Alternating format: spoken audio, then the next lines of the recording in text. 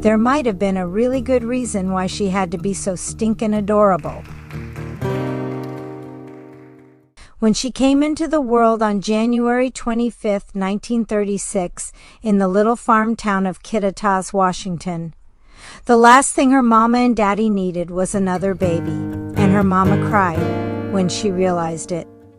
Not because she didn't want another baby, but because she couldn't imagine, with all that was on her plate at the time, how she could possibly care for an eighth child. It was a ruby that she wore. She was named Lou Jean, but her daddy really liked the name Kitty. On a chain around her neck. In spite of the fact that her mama Bess thought the name Kitty In the shape of a heart. suggested a future as a streetwalker, It was a time I won't forget. her daddy, Frank, only called her Kitty.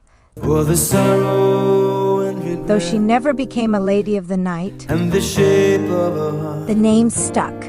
In the shape of a heart.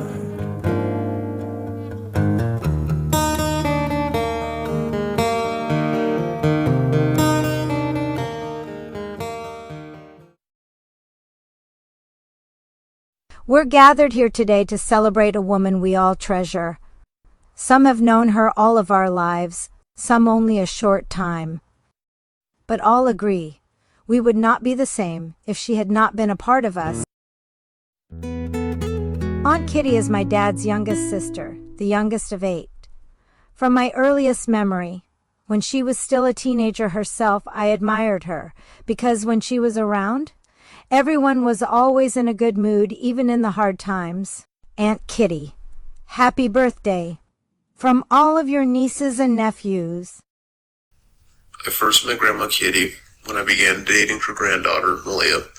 I admire her generosity and her resiliency, and I love her very much. It was a time I won't forget. With 7 older siblings, she was the baby on a homestead farm that had been established just a year before her birth under extreme circumstances. Her father, Frank, had suffered a critical head injury within the first few weeks of the move from Wilder, Idaho, and was completely disabled for most of that first year. 4 of the oldest siblings, George, Anna Marnita, F.B., and Fenella, had been born in New Mexico, where Frank Gates met Bessie Vance. It was probably just too late for Bess to change her mind. When Frank showed up late for the wedding, Kitty's siblings, Verlon, whom they called Shorty, her sister Bernadine, and her sister Pal, Blanche Joanne, whom they called Joe, had been born in Wilder, Idaho. In the first year of the homestead, it fell upon the shoulders of Bess and her 2 oldest sons, George, age 12, and B, age 10, to dig an irrigation canal, clear 5 acres of sagebrush and rocks to plant 5 acres of peas, in order to have any income at all. They were a humble but loving family who all learned to work hard and shoulder responsibility. Her father farmed, worked as a farmhand, and supplemented with other jobs, while her mother raised 8 children born in 13 years, no twins. All the Gates clan were hard workers, most with chores starting by the time they could walk, with all the children contributing to the family income by their teens. It was a modest 1-bedroom home with a sleeping loft built by Frank with help from the boys and neighbors. Water was gathered in 2 large barrels from a creek a few miles down the hill and hauled home in a horse-drawn cart. You stepped outside to the outhouse to do your business. Kitty and her closest sis, Joe, were perhaps the most spoiled of the clan, even in their homemade dresses out of flour sacks, and the one and only pair of shoes they each got at the beginning of the school year. It was some time before Kitty was in school that the widowed Grandpa Vance decided he should come to live with Frank and Bess. Kitty and Joe remember he had his own shack behind the house. He scared me to death, but Kitty, she'd just take the old shovel out in the garden, and didn't he spit tobacco too? But he did that, but he had oranges, but he never gave us that. And yeah. Anyway, but when I was probably 4 years old, just thought I was misbehaving because I had the shovel and I don't know what I was doing with it. And he came out there and he said, "Kitty Jean, give me that shovel." I said, "No." Kitty Jean, you give me that shovel. And I said no, and I started running toward the house. I had to be just a little peanut of a kid, you know. And I ran in the house, and the only place I could think was to go up that stairway that Joe was afraid she's going to go through this class. Oh, I tell you, and I got almost up the top. You come down from there. No.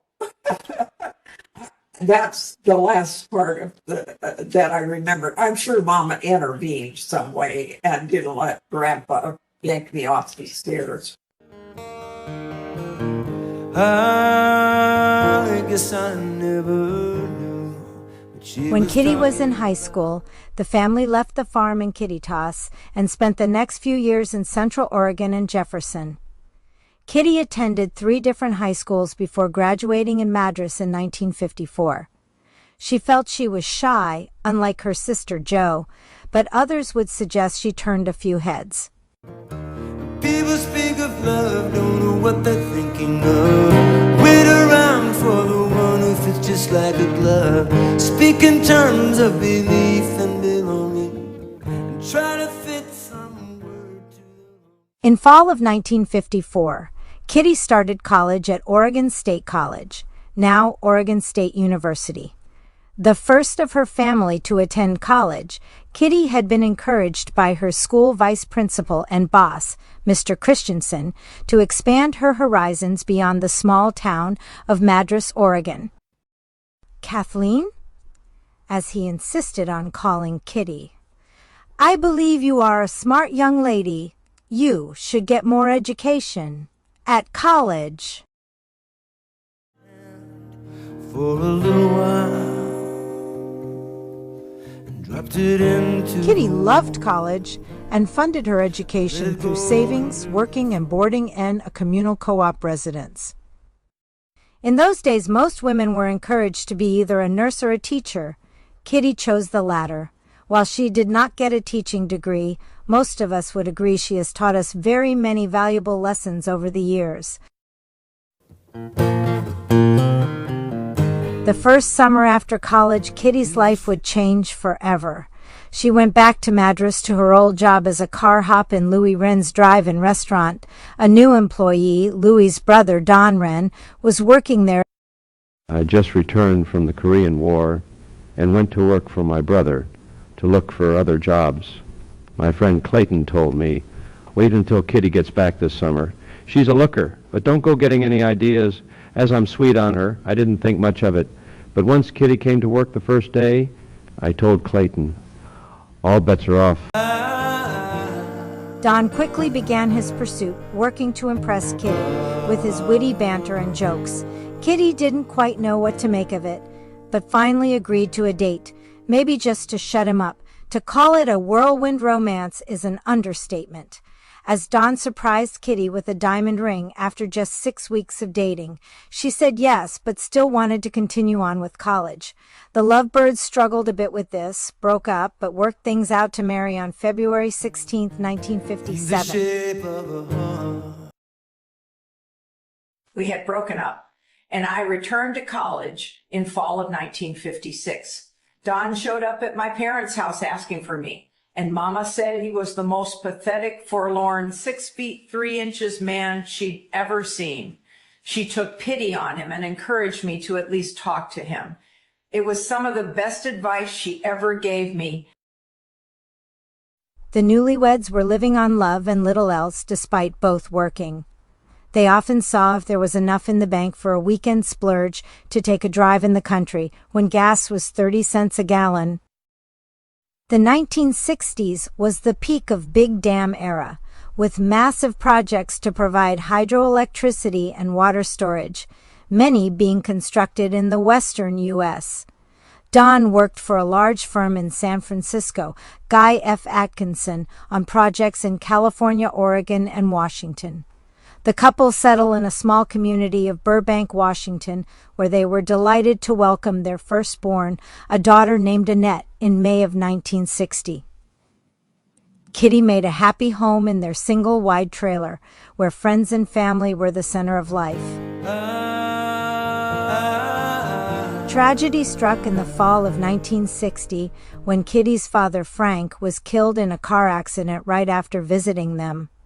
The Close Gates clan rallied around her mother, Bessie, and did as Frank would have wanted. In the shape of a They heart, carried on. in the shape of a heart, in the shape of a heart. Fate once again told Kitty she was destined for another adventure. In the winter of 1964, Dawn accepted an opportunity of a lifetime. Move across the world to Pakistan for another dam opportunity with Guy F. Atkinson. Build the world's largest earth dam as part of Allies' support of Pakistan following their independence from India. Of course, I think we all thought they was crazy to move somewhere nobody ever heard of. But they were both gung-ho. Annette was only 3.5 years old, and Kitty was pregnant with Clay. The couple and their young family. Clay was 6 weeks old on the plane over. Took the leap, and the next 2.5 years were full of adventure, family growth, and hard work. Renee arrived August 5, 1965, when Clay was just 15 months old. Dawn worked 12-hour shifts, 6 days a week in temperatures that were often well above 100 degrees. Kitty stayed home with 3 young children. No phone, no radio, no TV. But it was not primitive. The company built a utopian community for its employees and their families. Brick houses, good schools, churches, a library, swimming pool, golf course, bowling alley, and movie theater. I'm the only one of my siblings who remembers our time in Pakistan, and my memories are warm. Playdates, vacation Bible school, swimming, watching Elvis movies at the theater, and going to school. Santa figured out how to get there, and we had fireworks on the 4th of July. Of course, I now realize my parents worked hard to set up a strong foundation for the family. But as a young kid, it was a normal life. Unless you count the different snakes, monsoons, and the occasional blackouts due to regional conflict. The adventure shifted as the family moved back to the States in November 1966, where a less exotic but no less wonderful life awaited. Shortly after returning from Pakistan, Dawn and Kitty settled in Lewiston, Idaho, where Dawn pursued a career in building and land development. They bought their first house for $12,000, and Kitty made it a home in every way. Decorating, cooking and baking, sewing clothes and Halloween costumes. Annette walked to school, and Clay and Renee enjoyed time at home, playing in the big yard and in the occasional snowbank. Dawn loved to fish and hunt, and Lewiston, with the surrounding mountains, lakes, and rivers, was a sportsman's paradise. It was a time I won't forget. During these years, the family thrived, and Kitty was in her element. She loved being a wife and mother, supporting her family as a campfire girl leader, room mother, and cheerleader when Dawn coached Clay's Little League baseball team. Vacations were often spent in Oregon, where much of Dawn and Kitty's family lived. Annette, Clay, and Renee loved spending time with their cousins, and Dawn's humor entertained the entire group at family reunions, trips to the Oregon coast, and Thanksgiving holidays. Dawn and Kitty loved antiquing in Idaho and were often in his shop, restoring treasures they had found at auctions in the area. They also hosted many parties for friends and neighbors, where Kitty's culinary skills were on full display, and Dawn's talents as the consummate jokester brought the house down well into the late hours. The family enjoyed camping, skiing, and even took a couple of trips to California, often in their trusty motorhome with Johnny Cash, Chicago and Kitty's favorite Neil Diamond, providing a soundtrack they never knew would mean so much to them. Kitty's life would take a different turn once again, For the sorrow and regret. when Dawn contracted cancer in late 1986 and passed away in April of 1987. And the shape of a heart. 30 years, 3 children, millions of memories, and hundreds of future plans were changed in a very short time. Kitty found herself a widow at 51 years young.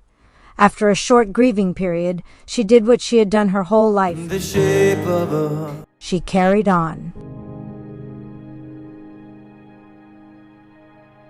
For Kitty, this meant continuing the legacy she and Don had built with land development and their restaurant Beefy's. Although she missed the love of her life every day, she worked, supported her 3 children, 2 in college and 1 pursuing her career. Earlier, we said the name Kitty was not meant to signify a wild woman. But Kitty joined a group of single women who were widowed or divorced, jokingly named the Ladies of the Evening. These friendships sustained her and filled her time with joy, laughter, and love.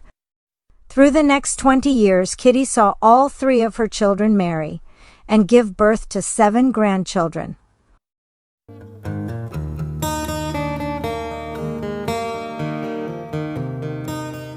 In true Kitty style, and we do mean style, as she is always fashionable and beautiful, Kitty made the brave and pragmatic decision to move from Lewiston, which had been her home for 40 years, to relocate to the Boise Valley, where both Clay and Renee lived with their families. Mom wanted to be closer to her kids and grandkids, plus be young enough to develop her own life and set of friends. She also thought it might make sense to be closer to them as she aged, when she might need some help. Spoiler alert, so far, at the age of 90 and a half, she hasn't needed much help. After her well-deserved retirement, Kitty did not slow down. She volunteered at the Civic Theater, blood drives, and at her church. She made friends at the Nampa Senior Center, taking trips around southern Idaho and hosting card parties. Kitty's favorite activity was spending time with her grandchildren, 6 who lived close by. She was a fixture at Josh, Angela, Elizabeth, and Caitlin's 4-H pursuits, loved baking and watching Malia in ballet, and had long and loving discussions with Jackson. No subject off limits. She visited Minnesota to see Todd, Annette, and Matt, with Matt coming out to spend a couple of weeks each summer with Grandma. Her grandchildren, and now great-grandchildren, are her pride and joy. Was a ruby that she wore on a chain around her neck, So, in the shape of a heart, here we are, in the shape of a heart. celebrating a life that might be considered ordinary, a life of a woman who is certainly extraordinary, a life full of love, kindness, perseverance, happiness, adventure, hard work, laughter, tears, and gratitude. I know Kitty wants to thank each and every one of you for being part of her life, for making it an incredible journey and truly wonderful.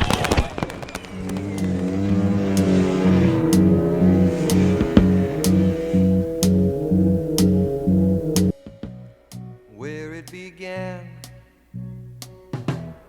I can't begin to knowing, but then I know it's growing strong.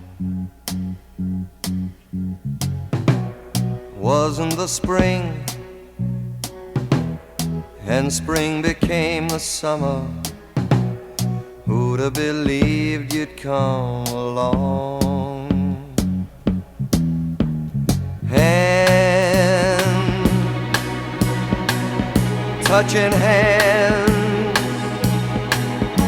reaching out, touching me, touching you. Sweet Caroline, good times never seem so good. I've been inclined to believe there never was, but now I look at the night and it don't seem so lonely.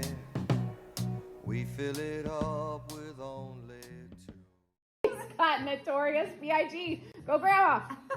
Malia. Jackson.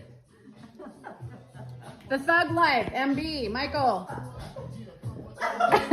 Word. Go, Grandma. We could call her G-Ma Ren. Oh, let me take off my... Oh, now she's got her gold chain. Woo!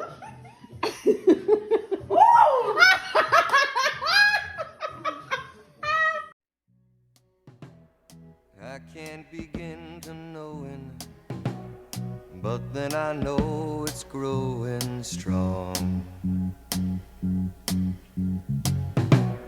Wasn't the spring, and spring became the summer.